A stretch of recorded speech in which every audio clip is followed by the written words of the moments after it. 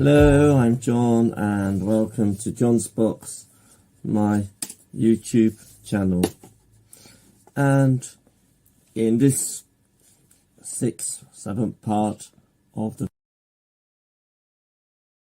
Through Learning to Service series of videos based on this booklet written by former head Philip Coggin, who incidentally lived a long life after retiring. Information from a former classmate and friend I received states he passed away in 2010, aged 93, having continued well, writing well into his retirement. If you've seen my other videos, I would have already mentioned that fact.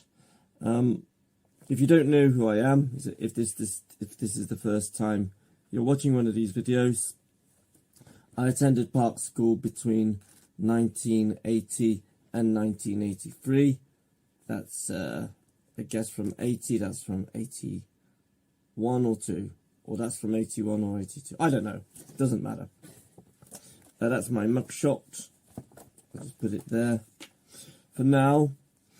And so this will be my last look through the booklet in the series, which I started about a year ago. There's been several parts, as I've already mentioned. Most of you probably don't have this booklet. I know some of you have. That's why I'm sharing the content to you. I've covered up to now everything from the teachers of Park.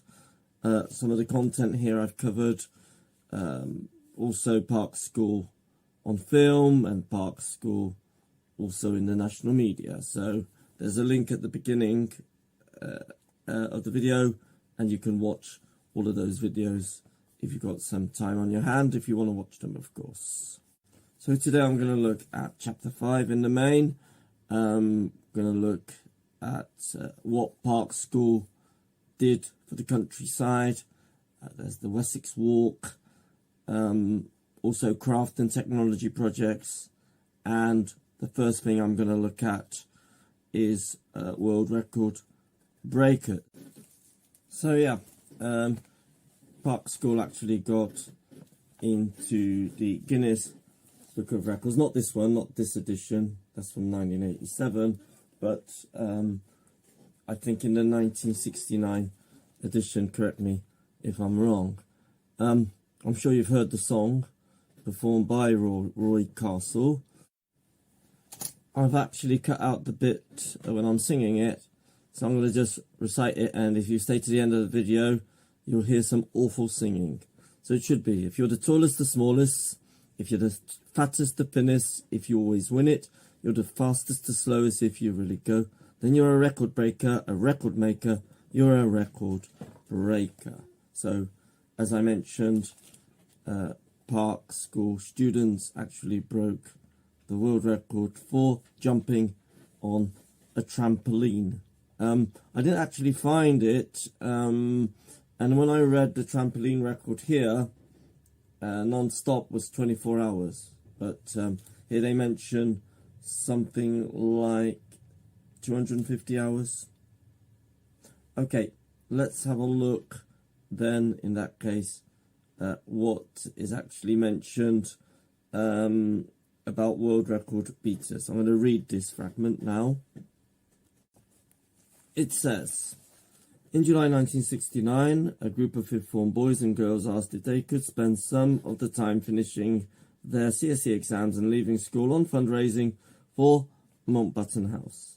They decided on a sponsored attack on the world trampoline endurance record. So it goes on to say about the fact that feeding and sleeping arrangements were organised, and the rules of the attempt were strictly going to be observed. And of course, the event was also reported in the local press. The headline is school bouncers beat RAF record bouncers. I'm not talking about the nightclub bouncers. So there were 9 pupils involved.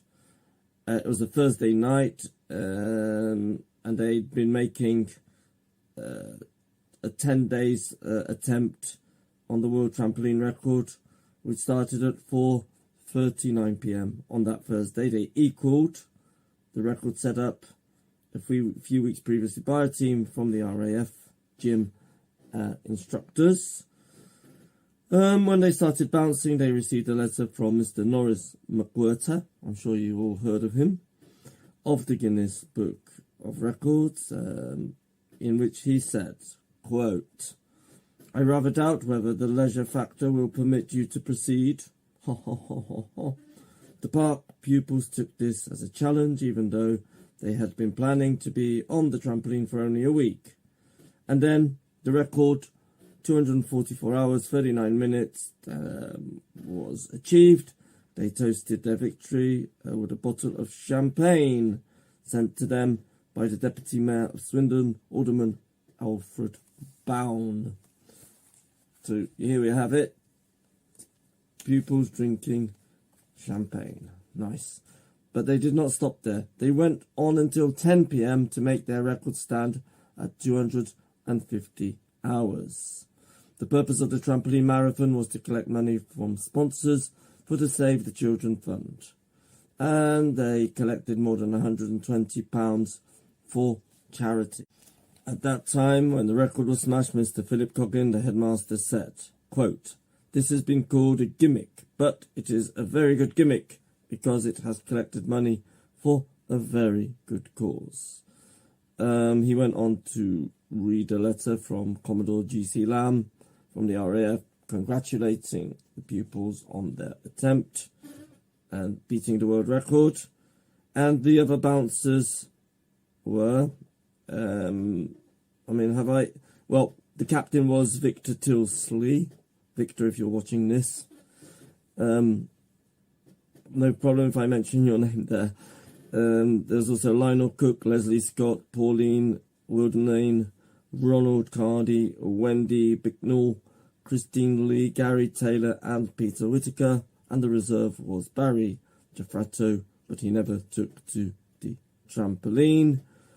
The record was ratified and later published in the 1969 Guinness Book of Records, and the team was presented with certificates, and a representative of the Save the Children Fund received a cheque for £100. So that's the first story from the booklet. We'll now move on to the... So it's about the craft and technology projects. It begins. I'm going to read again. My head will be down so you won't see all of me. One of the reasons for introducing technology into the school curriculum is the social value of studies which are aimed at creating and designing something useful. We soon realised as a school that a school was in a particularly favourable position to help with the design and making of items for the old and the handicapped. Many of these needed to be custom built to suit a particular individual or a small group suffering from a similar handicap. And it goes on to say it would not be worthwhile to produce these items commercially. So that presented the school with a real-life design problem, which means that all the more educationally valid for this reason. The teachers involved initially in 1968 were Mr. D.F. Batters, head of design, the design department, who was greatly helped by the arrival of Mrs. M.O. Blake, an aeronautical engineer, who came to teach maths, and they reported on what they'd done, something about Christmas, about pupils visiting the occupational therapy unit at the PMH, Princess Margaret Hospital, fifth form girls designed, built and furnished model dolls bungalow. Wow. Which was very gratefully received by Olive Househome of Prospect at the Prospect Foundation. How wonderful. There's also mentioned about clearing derelict stretches of the Kennet and Avon Canal, and the design department became involved in that. and it was known as Moonrake. I'm sure you've heard of the pub Moonrakers and Swindon's connection with the Moonraker, which was built to assist in cutting the reeds along the canal. There's also something interesting connected. It goes back to 1974 to February of that year. And 2 references to project work at Part School were also made in the issue of Reader's Digest, as I've mentioned, in an article entitled Young Scientists of Britain's Tomorrow. So obviously the work went on. In 1977, Mr. DJ Prothero here continued the tradition and formed a relationship with special schools for the handicapped, where pupils in his department designed and made a custom-built desk for Penhill Junior School, and repaired toys and designed and made a stand for painting, sorry about my croaky voice, and a clothes horse for the chalet school. There was also a Wendy house being designed and made. I don't think I've ever sneezed on the channel. The Wendy house was also designed and made by pupils. It was superbly finished with paintings by Rosemary Murray. So that's the Crafts and Technology project. The Call of the Countryside and the Wessex Walk. So see, Park School, situated in urban Swindon, doing a lot for the Wiltshire countryside. Swindon always being referred to as Wiltshire's backyard, rather derogatorily. And Call of the Countryside mentions conservation projects and surveys of the environment. There were early initiatives. In 1962, it was formed by Mr. Stansbury of a forestry club, which carried out work at weekends under the direction of the authorities there, a county forestry officer at Wanborough.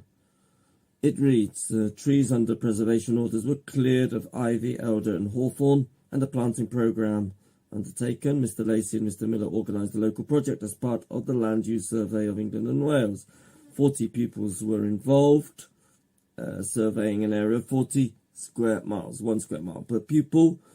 Other pupils collected litter at West Burton Arboretum. I've been there.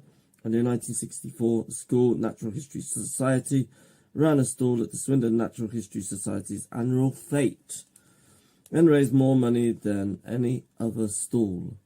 To help the World Wildlife Fund, they collected more than 3,000 Brook Bond tea labels, for which the company donated £1 for every 1,000 collected. Wow, that's amazing. That is really amazing. Finally, the Wessex Walk, which I often did hear about, but I never did do. And shame on me, shame on me. There's a lot written here. That was an annual event, as it's written here. It covered a distance of 20 miles, terminating at Salisbury, and it was in aid of the Save the Children Fund. Mr. Coggin mentions over £1,000 been collected over the years. It was organised by Mountbatten House, but other houses were also involved. 20 staff shepherding the flock, quote, and also helped occasionally by parents. There's a little bit of writing here about the first walk described by Margaret O'Connor rather. Actually, they arrived at the town hall at 4 a.m, would you believe? 80 people greeted them, some of whom turned up at midnight and returned to friends' houses to sleep on chairs and floors until 4 a.m. Wow. Then they went by coach to Pewsey, starting point, and they were scattered along the roads between Pewsey and Salisbury. They arrived at the cathedral at 11 a.m. and waited for the others who arrived at 3 p.m. So quite a long day, I guess. Even in 1980, Mr. David Churchill wrote an account of the walk. Actually, it's an extremely long account, but I'll just read the first part. The walk begins on the A30 between Warminster and Eastnall, and 19 miles later it ends on the green lawn surrounding Salisbury Cathedral. The school party is usually comprised of about 40 pupils and staff. Leaving school early on a Sunday morning by coach and car, they are deposited an hour or so later at the foot of a hollow wooded lane which leads up to Stonehill Copse at the beginning of Great Ridge. After 2 or 3 miles of steady uphill walking, they join the arrow-straight Roman road, now a country lane, through woodland and across downland, which they will hardly leave before the spire of Salisbury Cathedral itself comes into sight. Incidentally, that's the second highest point in Wiltshire. The David Murray John building, or the Murray David John building, is the highest point in Wiltshire. I'll read the end. The walk ends with a service in Salisbury Cathedral. The opening remarks spoken at the 1974 service reflects the spirit of this enterprise. We are here in this cathedral today because we have walked to raise money for the Save the Children Fund, working hard with other organisations in the country and abroad. But what is it and really all about? Why all this money? It is about children of many races, nationality or creed. So that's how the sermon was spoken. And what is our job in all this? From a Christian angle, it all boils down to the love, and as Jesus Christ said, it ends when you do anything for one of these, the starving, the prisoner, the sick, those without homes and clothes, you did it to me. We reflect the love of God. So that's the end of my 10 minutes or even longer of mono dribble. Hopefully before the end of the year, I'll make one more where I'll be looking at the contents of my school books. So that will be coming up, as I mentioned. Thank you very much for staying to the end.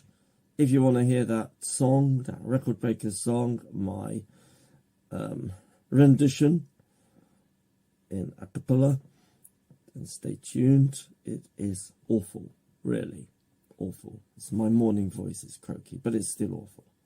Right, so thank you for sticking with me till the end, and I'll leave you with this. Bye.